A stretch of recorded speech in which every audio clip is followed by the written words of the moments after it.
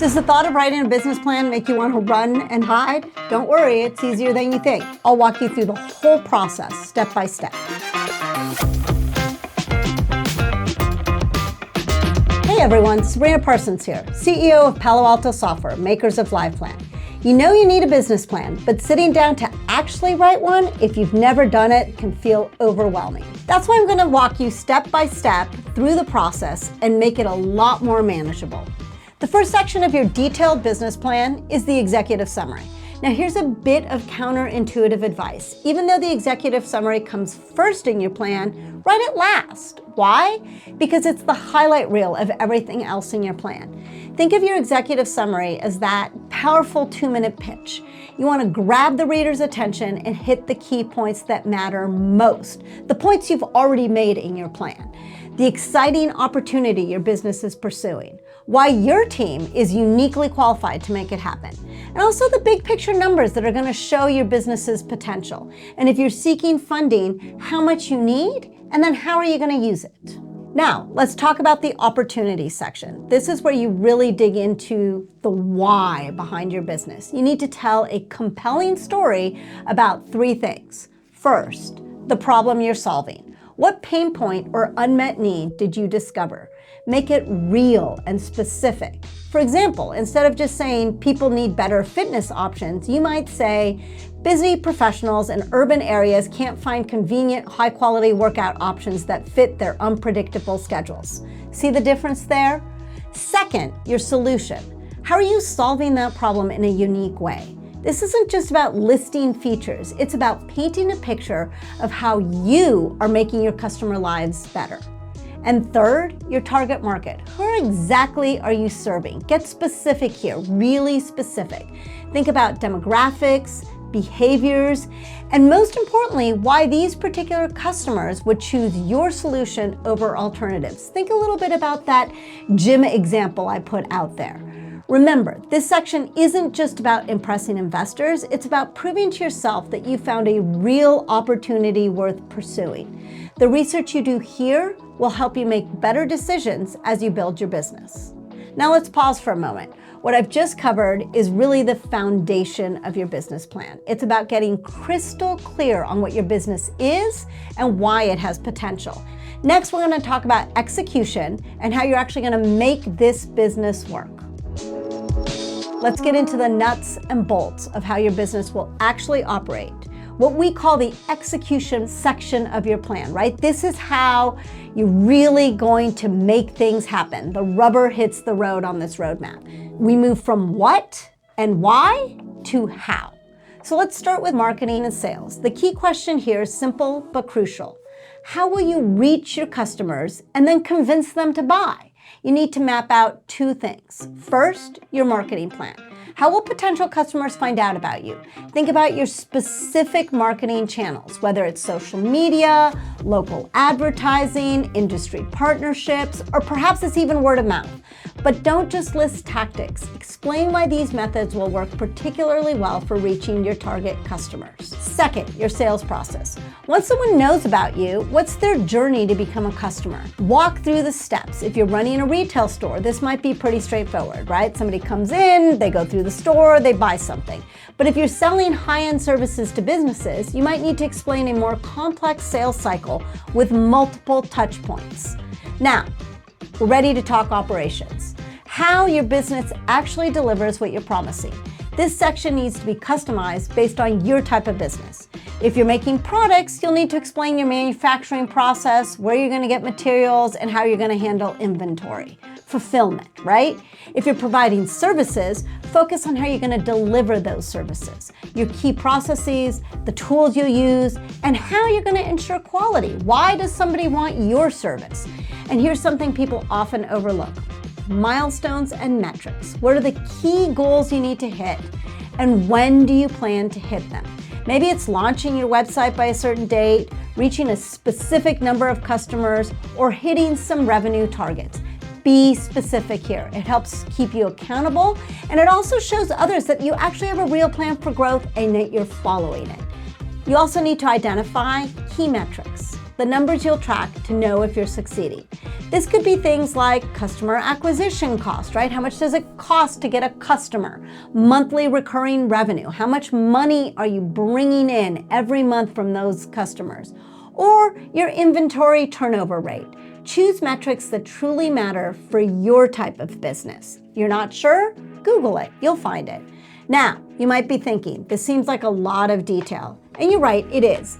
But here's why it matters. The more deeply you think through these operational details now, the better prepared you'll be when you actually launch or expand your business. You're much more likely to spot potential opportunities and problems when you plan things out in advance. When something goes wrong, you know it's gone wrong because you've planned it out, and then you can figure out what to do and make better decisions. Now, let's talk about the people who are going to make your business successful, your team. This section of your plan is especially important if you're seeking investment, because investors often say they invest in people and team more than ideas. If they believe in you, believe in your team, you've got a better chance to get their investment. So you're going to first note your company's basic structure, right? Are you setting up as a sole proprietorship, an LLC, a C Corp, an S Corp, maybe a partnership? This might sound like dry legal stuff, but it matters. It affects everything from how you pay taxes to how you can raise money. Now, here's the heart of this section, right? We've already talked about this. Your team. Who are the key people making the business work? Include yourself, obviously, and any co-founders or key employees. It's completely fine if you don't have a complete team yet. Just make sure you identify the key roles that you need to fill and what type of people you're looking for. Right? It's okay, you don't have to have everybody, but if you plan for who you need, you're giving the message to any potential investor that you know what you need. Maybe you need a head chef or a chief technology officer. Explain what skills and experiences you'll be looking for in these future hires, and it makes you credible. Now, we're going to talk about the money, right? This is the meat of it all. This is what makes the business go, the financial section of your plan. This is where a lot of people get nervous, but I'm going to break it down and I'm going to make it manageable. Your financial plan needs to tell the story of your business in numbers. Start with your sales forecast, right? How much are you going to sell and when? Then add in the expenses, everything from rent and salaries to marketing costs and supplies. Don't worry about getting every number perfect. That's not possible, and it's not the point of a financial forecast, right? We're forecasting in the future. These are supposed to be educated guesses based on research and reasonable assumptions. The key is to make sure that those assumptions actually make sense and you can explain how you came up with the assumptions and the numbers. For example, don't just say, we'll make $1 million in year one. Break it down. How many customers do you need? What will they buy and at what price? And how did you arrive at these numbers? If you can get to $1 million, then it's believable and your assumptions are there.